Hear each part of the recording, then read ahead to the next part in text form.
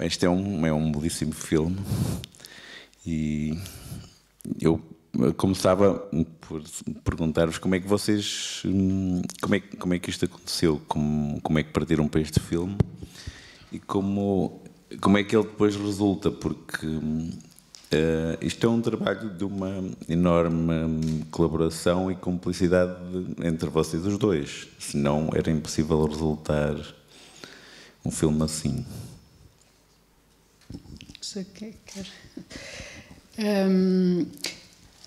Eu já não via o filme há uma série de anos e fiquei, confesso que fiquei assim, já não me lembrava bem como é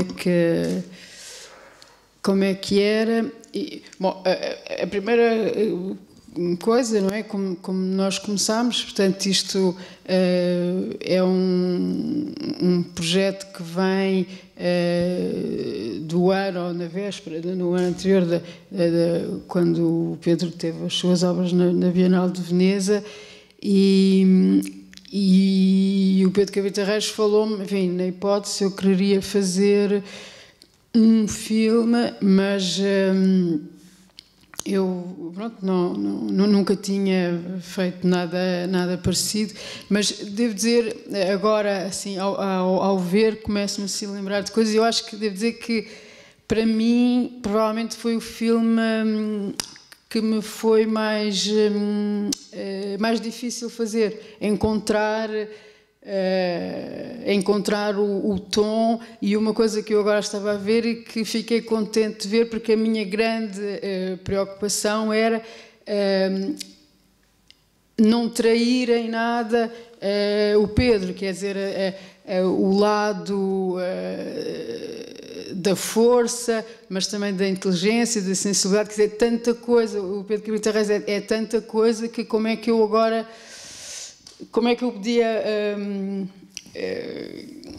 podia apanhar isto? E devo dizer que também houve uma coisa muito boa que, para o meu lado, não é, do meu trabalho, foi que tive muito tempo, e isso foi muito importante, porque eu pude estar bastante tempo com o Pedro em muitos lugares que depois acabam por nem aparecer aqui no filme, mas que obviamente me ajudaram imenso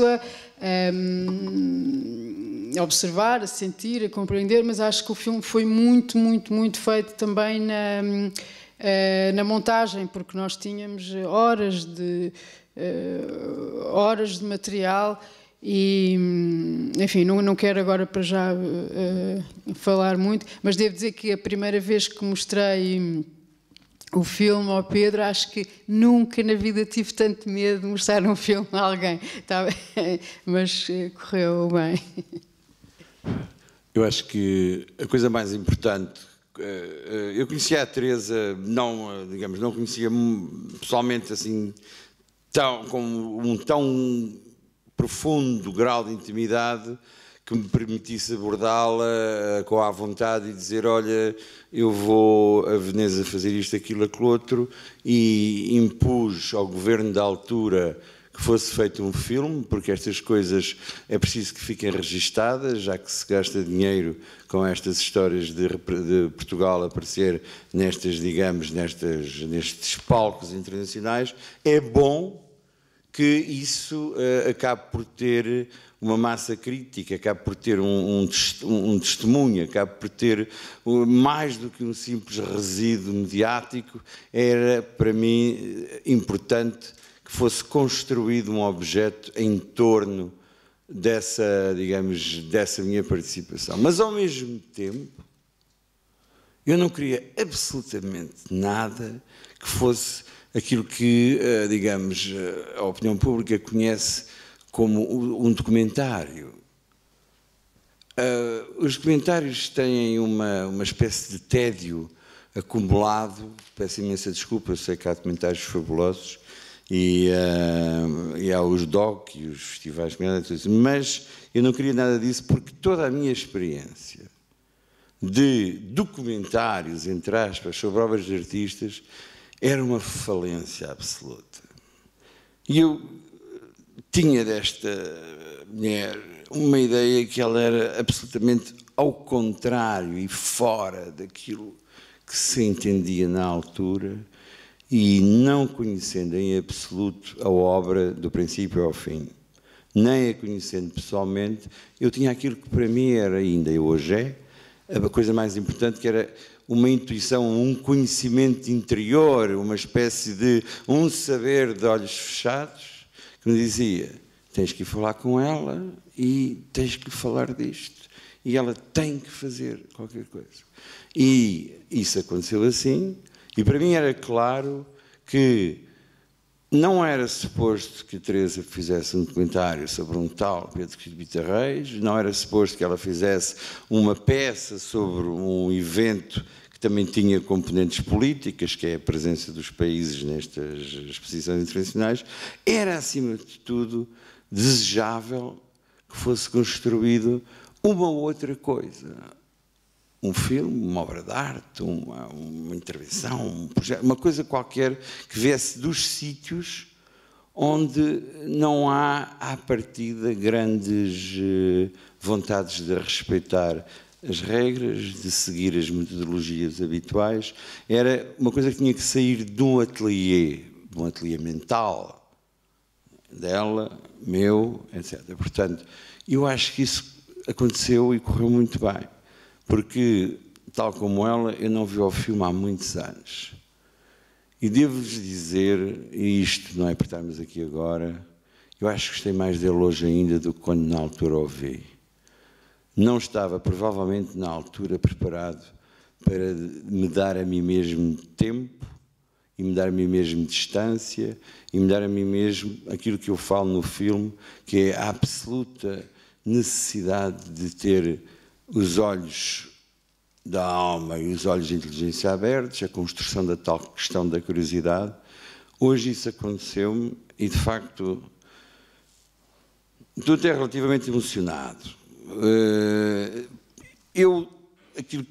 As partes em que eu entro e que digo coisas não têm o menor interesse, são exatamente iguais às filmagens das fontes da Praça Navona, são absolutamente iguais às passagens das luminárias na laguna em Veneza, que se vêem assim, são absolutamente iguais ao barulho da serra com que corto aquela escultura que mais tarde, aquela peça enorme que mais tarde viria a expor em Hannover, e considero esta peça, não lhe chamo de filme, chamo-lhe peça, como chamaria peça, como nós chamamos peças às esculturas, às obras de arte, às pinturas.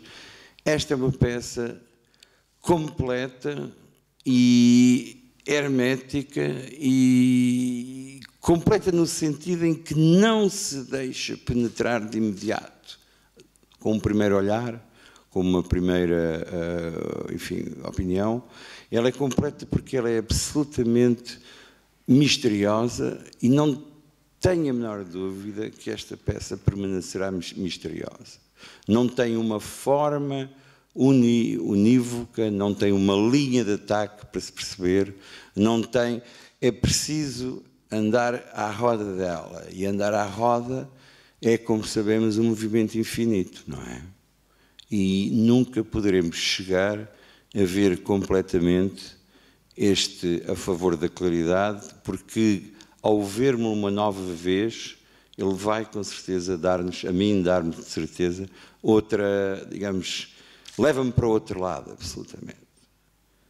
Vimos-nos muito pouco durante o filme, guerreámos-nos. Eu fui a chorar uma vez em Veneza, fiquei para morrer. Nunca me perdoei isso, mas eu tenho essa maneira de ser, sou violento, sou um bocado... Enfim.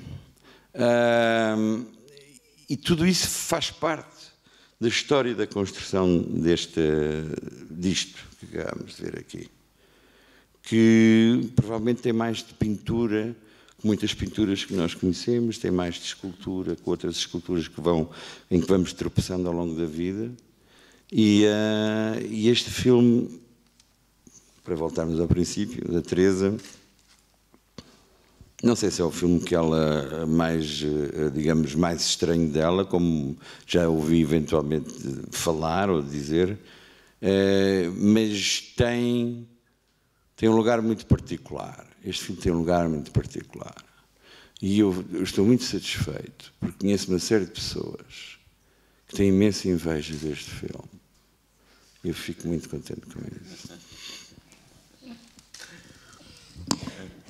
Porque é que o filme é ao mesmo tempo é um objeto extremamente fascinante. Nós estamos presos a este ecrã e de repente, quando aquilo acaba, assim, bem, acabou. E esse fascínio é... Eu também fiquei... Eu tinha visto o filme só em DVD, nunca tinha visto nas projeções que se fez num grande ecrã. E hoje também gostei ainda muito mais do que tinha gostado da primeira vez. Não tem princípio nem fim, é uma coisa extraordinária. Como não tem princípio nem fim, não tem, digamos, não tem o peso enfatuado, medonho e entristecido da narrativa. Percebes? É uma coisa, é algo que tem em si mesmo uma capacidade de força e uma capacidade de hipnotismo e de magnetismo que lhe vem justamente a circunstância de não ter um programa, digamos, ou um ideário. É um exercício puro e sem remissão e sem perdão da possibilidade de construir a cada momento coisas diferentes de som, de palavra, de imagem, de cor, etc. E o que é fantástico é que está tudo ao mesmo nível. Não há hierarquias visuais, ou sonoras, ou fílmicas neste objeto. Percebes? O barulho da máquina é exatamente igual ao coro, é exatamente igual à voz da Rosalind Turek no princípio, e há uma espécie de domínio absoluto sobre este fluir de coisas que por aqui passam de fronte dos nossos olhos e dos nossos ouvidos, que lhe dá uma magnitude interna, porque tu não consegues ver um sítio em que uma coisa sirva para justificar outra ou conte histórias acerca seja do que for. É uma peça, digamos, é uma peça que não tem roturas, não tem fissuras e não se propõe, e isso é que é coisa absolutamente magnífica, não se propõe instruir nem construir ideias. É um exercício de uma abstração intelectual e formal perfeito. E é por isso, provavelmente, é que este filme nunca deixará de ser novo. Estás a perceber? Acho eu. Não sei o que diga agora. Não, mas eu fico assim... Há um lado muito intuitivo também no teu cinema. Sim. Mas eu fiquei agora... não... Ou já me tinha esquecido, ou se calhar hoje fiquei agradavelmente surpreendida a ver que realmente um pouco, como diz o Pedro, que se calhar exagera um pouco, não sei, mas quer dizer, o filme começa num ponto, numa altura e acaba praticamente no mesmo sítio, quer dizer, está suspenso o tempo todo, não é? Mas isso eu acho que... não sei, eu fui empurrada pela obra dele e obviamente por tudo o que essa obra evoca, não é? E tudo que e os ecos que fez também em mim, e todo o processo foi assim um pouco o que eu acho engraçado, e por isso é que se calhar hoje senti mesmo que parecia que havia um sincronismo muito grande entre o trabalho dos dois, e se calhar isso também vem de facto de muita coisa que foi feita, um pouco como às vezes eu via o Pedro fazer, não é? Que chega e parte uma coisa e se calhar se não tivesse sido assim não era igual, mas foi assim e assim é que está certo, e todas essas coisas. E por exemplo, esse plano que o Pedro estava a falar da Laguna de Veneza e tudo isso, por exemplo, isso foi uma coisa que eu filmei no caminho entre um lugar e outro, onde estavam peças, porque o Pedro tinha duas e tudo isso. Portanto, quer dizer, acidentes que depois se foram juntando e foram fazendo sentido, e realmente o filme, acho que tem uma música interna que de facto funciona. É um facto mesmo. Eu agora passava também a palavra às pessoas que estão aqui a ver, porque certamente também quererão fazer perguntas.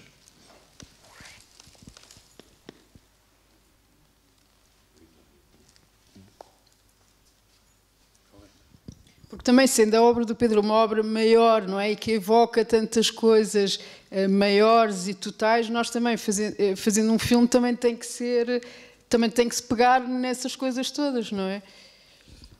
Não, mas é isso que o filme tem, para mim, tem essa coisa extraordinária. Não, deixa estar, obrigado. E agora provavelmente terás tocado um ponto bastante sensível, como não é suposto nem desejável que a ação, o ato de filmar, a ação do cinema, seja a exemplificação ou a narração ou de uma história que lhe é exterior. Neste caso, isso não aconteceu. As peças, a forma como elas são feitas, como elas são trazidas até dentro do olhar, que é o teu olhar, e é o teu olhar mediado pelo olhar da câmara, e depois todo o trabalho da montagem, tudo isso, mas na verdade as minhas peças que tu decidiste privilegiar na construção deste objeto, a forma como elas vêm para dentro do filme, vêm de uma forma que, apesar de haver a referência da data em que são feitas, ficam, desfazem-se no filme. E esse desfazer é um aumento, se quiseres, é uma expansão semântica. Ou seja, o sentido que essas peças tenham à partida enquanto tal, no ato de se dissolverem nestas peças de suspensão do filme, ganham uma dimensão que é a mesma do filme, ou seja, não tem princípio nem tem fim. Não é? Que é um pouco levar-nos-ia de novo a uma análise daquele comentário que eu faço a partir de uma certa altura, que não estou interessado nos momentos de ruptura, estou interessado na infinita capacidade da retoma e de continuar, e de pegar e refazer. Não é? Chantal Akerman e Blaneur, por exemplo. Boa noite. Uma pergunta para a Teresa. Teresa, você sofriu algumas imposições por parte do artista daquelas coisas que tiña de filmar ou non? Foi censurada en alguma coisa ou teve total liberdade? É só isso. Não, foi liberdade total mesmo.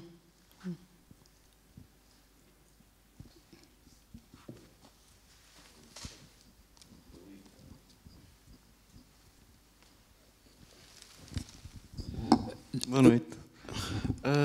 Espera aí, dá-me 2 segundos só. Fiquei muito interessado e curioso com a pergunta que você fez e gostaria de saber quais são as premissas ou, digamos, as condições que o levam a fazer uma pergunta dessas que implica que um artista pudesse censurar outro artista da sua prática. Isso é um tema de debate interessante. Não estou a dizer para me responder, estou a dizer que fiquei, digamos, é uma pergunta enriquecedora, porque é de tal forma criador de perplexidade e leva-nos para territórios aos quais eu não estou habituado, que fiquei sem perceber bem onde é que poderíamos ir se desenvolvêssemos as condições ou o raciocínio que o levaram a fazer essa pergunta. É simples, pelo que fez esa pregunta, para saber até que ponto ela, como artista, podía se enfrentar a outro artista e apañar a esencia ou deitar abaixo o ego. Non sei, para min é unha coisa moito sinxela. Sen máis. Moito obrigado. Obrigado. Moito bon filme. Parabéns.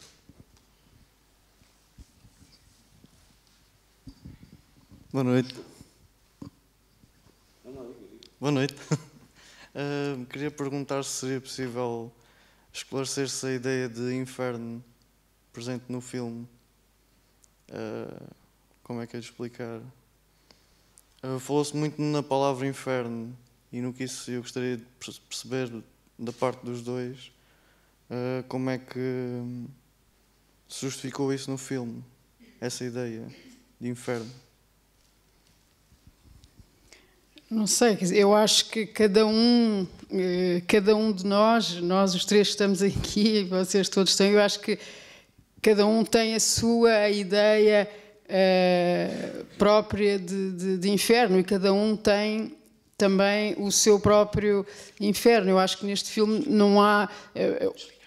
Fala-se, a palavra inferno surge bastante, porque há também uma obra do Pedro que se chama Inferno, e o inferno, e temos no filme também há imagens que evocam esse inferno, se calhar às vezes um inferno mais coletivo, como temos imagens de guerra, de morte e tudo isso, mas depois também há o inferno de cada um. Portanto, eu acho que não cabe se calhar um pouco explicar, ou cada um podia tentar explicar o seu próprio inferno, mas esse acho que é uma coisa que nunca mais sairíamos daqui, se calhar não éramos capazes, não é? E muitas vezes, se calhar, o não sermos capazes de explicar essas coisas e de pôr em 2 ou 3 frases é muitas vezes até o que nos leva depois a ter que trabalhar, a ter que produzir, a ter que continuar a transmitir essas várias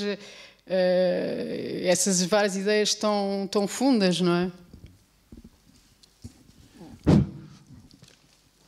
Além disso, digamos, para além do que a Teresa disse e que, digamos, tem a inevitável perfeição das coisas que vêm de dentro e que não têm uma agenda política, ficou para mim a agenda político-cultural da semana. Ou seja, todos nós sabemos que existe na cultura ocidental e na filosofia da cultura ocidental esta ideia de contradição profunda entre o chamado estado de graça ou o dogma da fé, em qualquer religião, que representa uma espécie de partilha superior de uma alegria e de uma existência inquestionada, e há, do outro lado da barricada, a questão da cultura, do saber e da inteligência, que tem sido ao longo da história,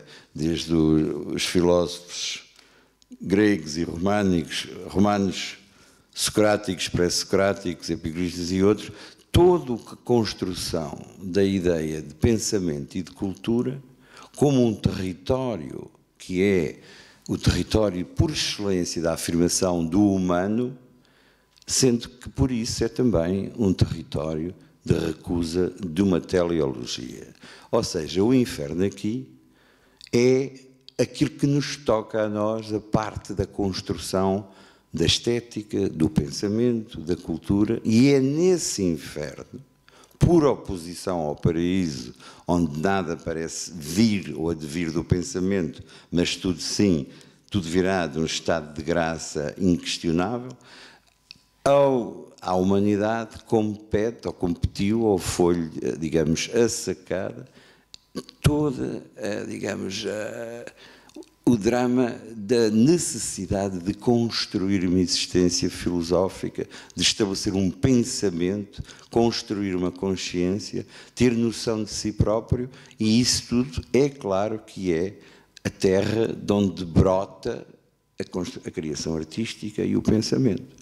Nesse particular, o conceito de inferno, neste trabalho da Teresa, e no meu trabalho, e provavelmente nas mentes de muitos autores, da poesia, à música, da literatura, ao cinema, por aí fora, é, de facto, o ilimitado exercício da condição do humano, não é?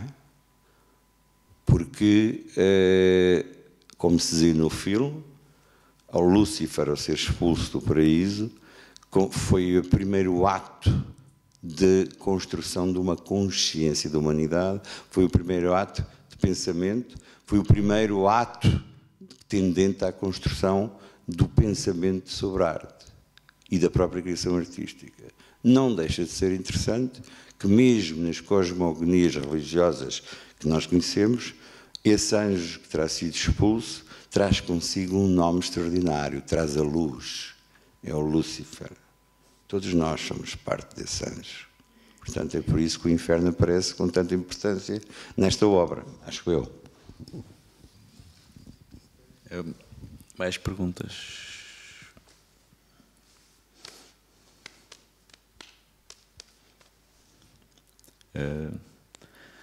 Está ali.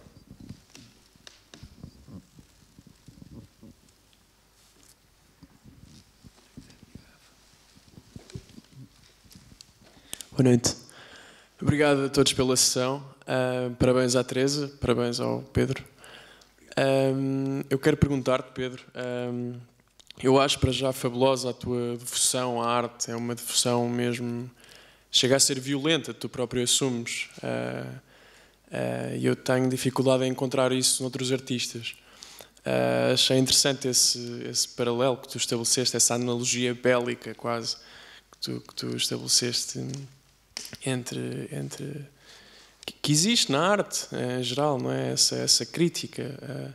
E eu não consigo distinguir se aí no teu trabalho se reflete mais se fazes mais uma reflexão sobre o espanto, se é mesmo um grito de guerra.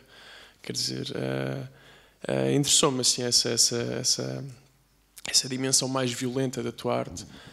E quero também perguntar-te se existe um momento a partir do qual tu sentes que a obra está completa, quer dizer, se há algo mais que tu possas acrescentar, de forma também a reforçar esse grito.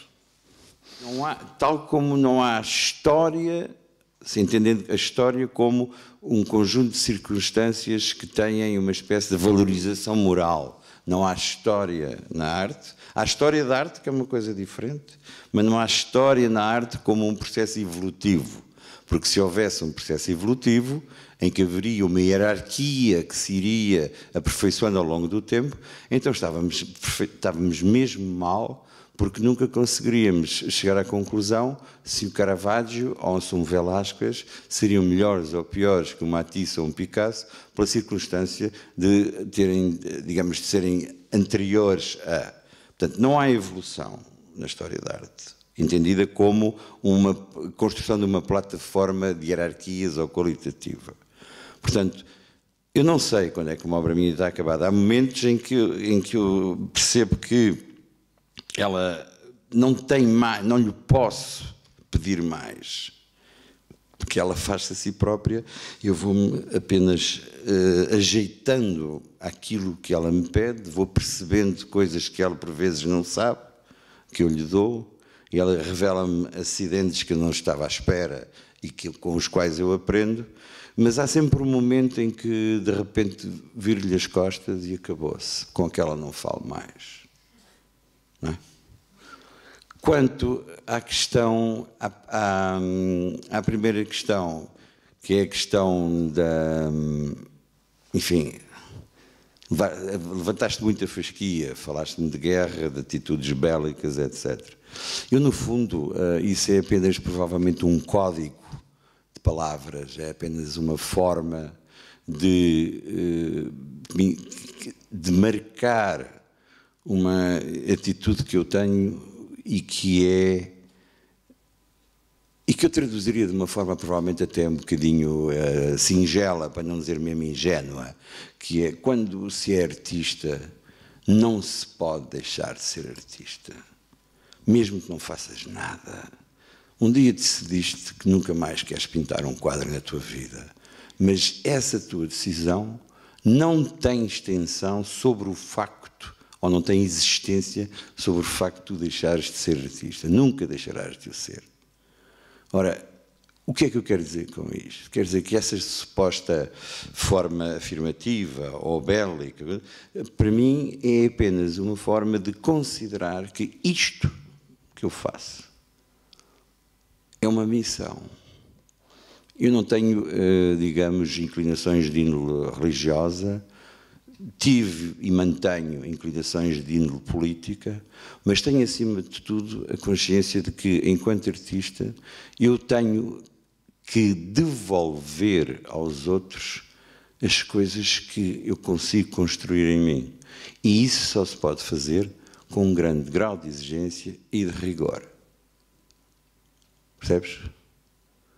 Trata-se de uma espécie de não condescendência. Eu fiz ao longo da minha vida coisas absolutamente miseráveis para ganhar dinheiro. Eu digo em termos de arte. Fiz decorações, pintei retratos, fiz 30 por uma linha, coisas que provavelmente, que, digamos, são miseráveis. Mas filas em função de um bem maior. Para mim era importante continuar a poder ter dinheiro para comprar tintas e ter dinheiro para pagar a renda do ateliê e ter dinheiro para mandar o meu filho à escola. Era mais importante isso do que ter uma posição supostamente, digamos, honrosa e que me faria cortar todas as possibilidades que eu tinha de continuar o combate. Se estás em guerra, para usar as tuas palavras, tens que usar todas as armas ao teu alcance. E muito especialmente as armas do inimigo. Porque essas vêm de graça. Boa noite. Queria dizer à Teresa que eu já vi este filme várias vezes e para mim é sempre um filme que me leva um bocado à ideia arquétipa de como é que se filma, da imagem cinematográfica do início. Mas também, de alguma maneira, associo um bocado a que é um filme que leva a pensar nas metáforas que está contido nele e que remete também um bocado para a obra do Pedro Cabrita Reis, que tem muitas metáforas nela contida. E isto para perguntar, em relação ao título, se ele também opera de uma maneira metafórica, ou seja, a favor da claridade, e eu sei que o Pedro fez uma exposição na Gulbenkian em 92 que era contra a claridade, e que se isso tem alguma relação e de que maneira é que este título funciona em relação ao filme. Porque o filme para mim é um objeto estranho, é um objeto misterioso, por isso é que também acho que é realmente uma peça artística. E pronto, não sei se isto é bem uma pergunta, mas fica assim, em relação ao título, como é que ele pode funcionar em relação ao filme e em relação à obra do Pedro? O título, quer dizer, obviamente, não, penso que não me lembraria do título se não tivesse havido Contra a Claridade do Pedro, mas não é de todo uma coisa oposta, porque no fundo, e isso até é engraçado agora ter falado nisso, porque se calhar isso até tem um pouco a ver com aquilo que nós começámos a dizer no início do filme, começar num ponto e acabar praticamente no mesmo ponto, porque a favor da claridade, contra a claridade, é claridade. E eu acho que se calhar até essa ideia é muito boa, quase para terminar a nossa conversa, porque é mesmo isso. E esta aparente é inevitável que entre uma e outra expressão, entre um título e outro, como você tão bem apontou, é inevitável a construção de qualquer tipo de relação. Misteriosa, por certo, e devo-lhe agradecer o seu comentário, porque de facto o filme é e será sempre um filme misterioso e por isso, como há pouco se disse aqui, estará sempre a recomeçar, não é? Mas para voltarmos à questão do título, nada mais claro e nada mais evidente para nos falar, para deixar construída e para revelar a natureza da relação que nós os dois estabelecemos em relação a esta coisa misteriosa que acabámos de ver, do que usar este título como uma espécie de construção de um enigma. Se por um lado eu poderia desde já aqui explicar porque é que a minha exposição em 92 na Gulbenkian tinha esse título e porque é que era inevitável que o filme da Teresa tivesse um título que aparentemente o contradiz. E porquê é que esse título é tão bom na sua aparente contradição? Porque vem justamente explicar e mostrar que este filme não é narrativo nem um documentário sobre a obra de uma pessoa. É uma obra per se, que tem apenas uma matéria, a luz, que é a matéria do cinema, como sabemos, tem uma matéria feita de uma coisa que de facto não fala da outra. O filme da Teresa Vilaverde não fala da minha obra. O filme da Teresa Vilaverde fala sobre o filme da Teresa Vilaverde, no qual acontece um conjunto de circunstâncias, entre as quais vêem-se umas obras feitas por um tal Pedro Cabrita Reis, e ele diz umas coisas para o filme. Repito, tal como a Rosaline Turek, no princípio, também diz umas coisas sobre música. E isso é que é extraordinário. Esta obra, esta peça, não é refém de uma construção tendente a explicar seja o que for. E por isso é que ele é tão amplo e tão rico, porque é abstrato. É o que eu lhe posso dizer.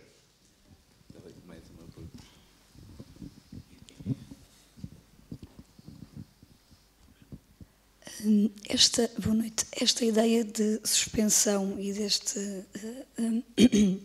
este nível que o filme começa e acaba, e que a Teresa falava ainda há pouco, surge de um diálogo que foi fazendo com o Pedro, ou aconteceu. Portanto, surge com uma intenção, foi uma intenção que surgiu do diálogo, que o filme tivesse esta suspensão, ou aconteceu? Aconteceu no processo de filmar e de olhar as coisas? Eu penso que é uma coisa que vai sendo construída, não é? Eu acho que não se consegue imaginar uma obra, vamos fazer uma obra que começa num ponto e acaba no mesmo. Quer dizer, isso só se consegue fazer fazendo, construindo e procurando. No caso, por exemplo, do cinema, eu acho que tem uma vantagem em relação, por exemplo, à escultura, porque não sei, se dá um golpe numa pedra, o golpe está dado, a pedra está ferida. No cinema nós temos sempre ainda a hipótese de procurar mais e na montagem de refazer, e o filme foi mesmo muito trabalhado. Quer dizer, não é muito trabalhado porque isto depois... O trabalho foi o tempo da procura, portanto, o tempo de encontrar. E depois, de repente, encontrou-se. Nunca é de repente, mas é importante que pareça, quer dizer, que mesmo para nós, que nós tenhamos a sensação, mesmo para quem o faz, que é um gesto assim e que foi de repente. Eu acho que, digamos, se pudermos abusar de uma hipotética cultura cinéfila, este filme da Teresa foi construído muito como nos é dado a perceber no Rubliov, do Tarkovsky. Eu passo o seguinte: há um personagem que é um pintor de ícones que atravessa o filme todo e que vai vivendo circunstâncias diversas que aparentemente são desconexas no tempo. Nada parece indicar que aquelas circunstâncias que o Rubliov vai, digamos, experimentando ao longo do filme sejam determinadas a prioristicamente por qualquer razão.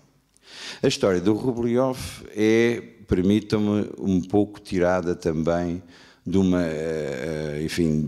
mito, de uma história, de uma lenda que há em relação ao Giotto, que teria recebido uma encomenda de uns monges para efetuar uma pintura no refeitório, teria inclusive, aliás, recebido um adiantamento, coisa que nos faz pensar que nesses tempos, enfim, era melhor do que nos dias de hoje. E, feita a encomenda, recebido o adiantamento, o Giotto desaparece e vai sendo visto pelos monges dessa ordem que lhe fizeram a encomenda, ao longo de 2 ou 3 anos, nos sítios mais diversos, numa taberna, à beira de um rio, num mercado qualquer, e todos se aproximam dele, reverenciam, enfim, dizem: mestre, não se esqueça que temos este nosso contrato. E ele diz: sim, tudo bem. E continua, e o tempo passa, e o Giotto não aparece no convento para fazer a pintura para a qual tinha sido contactado, ou enfim, que tinha tido esse encargo.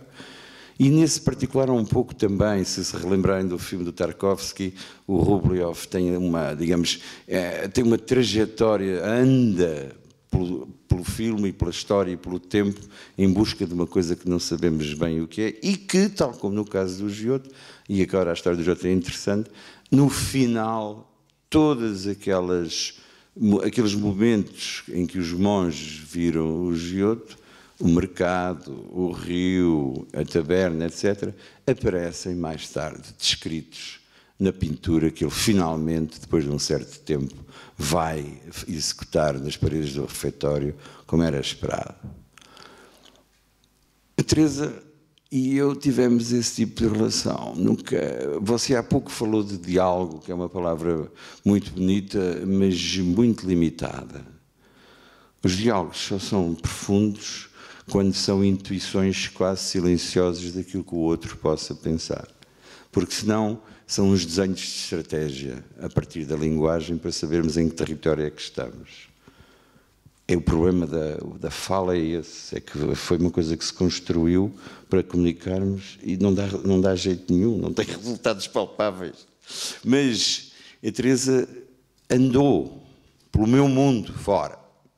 Andou no meu ateliê, andou em Veneza, encontrámos-nos em sítios que não tinham nada a ver com aquilo que ela queria fazer e, na verdade, penso não estar aqui a escamotear, nem a aldrabar-vos, nem coisa, mas, na verdade, nunca falámos muito sobre isto, tanto quanto eu me lembro. Ou falámos? Não, claro.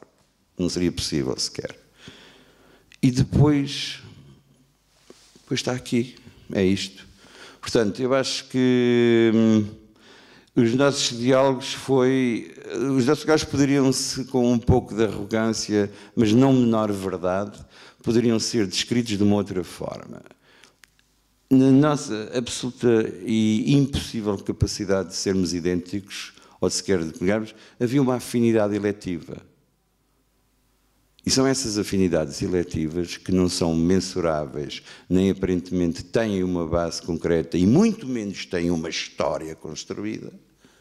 São essas afinidades eletivas que fazem com que eu faça o que faço e ela faz o que faz e, neste particular, fez este filme. Sem muitas palavras entre nós. E assim é bom que ele fique e que seja compreendido por vocês. Não é? Dentro dessa linha de pensamento, que, portanto, vocês os dois estavam numa comunhão de ideias e que isso transparece no objeto final, eu gostava de saber se as partes em que a Teresa trabalhou sem ser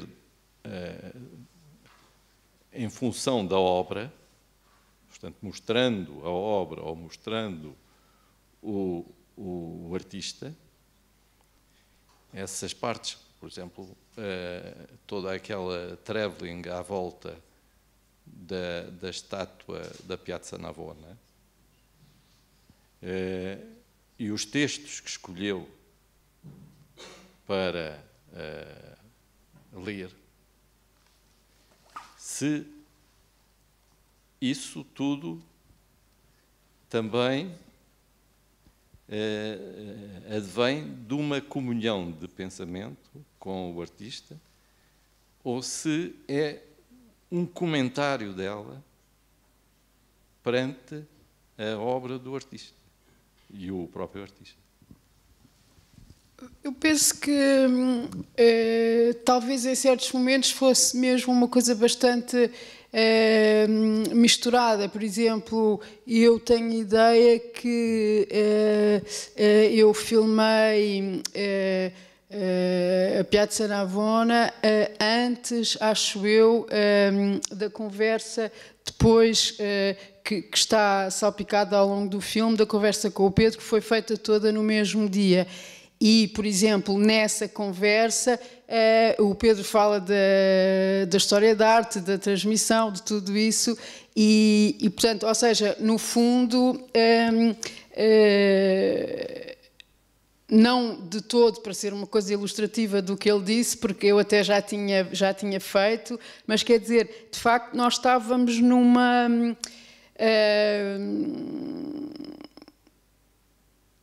como se fosse numa pressão, numa tensão em muitos momentos comum. E então foi mesmo isso que foi acontecendo. Acho que não há muita... Acho que não há o que é que puxou o quê. Acho que as coisas foram-se puxando umas às outras, tanto... a minha maneira de olhar para as mesmas coisas que se calhar olhámos ao mesmo tempo, a minha maneira de olhar para as coisas dele, quer dizer, foi tudo... Acho que já nos estamos um bocado a repetir, mas é um bocado isso, quer dizer, não tem...